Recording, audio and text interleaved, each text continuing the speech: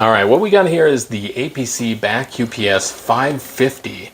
And what does UPS stand for, you might be asking? It is not a package service, but it actually stands for uninterruptible power supply, which means anything on these four outlets over here with battery backup is going to be protected in a blackout. So when everything goes out and it's dark there, you still have time to get to your computer, save all of your documents, and shut down your computer properly, not losing any of your data. Over here, the other four outlets are just going to be surge protection. This is not going to allow your computer to run for hours on end, but it'll probably give you like 10-15 minutes to get to your computer, shut everything down, and get it all safe. With the prevalence of home offices, this is the ticket. You want your stuff to be safe and allow you time not to lose your data. So if you have a home office or a regular office and you want to put your computers on here, I think this is really a great choice.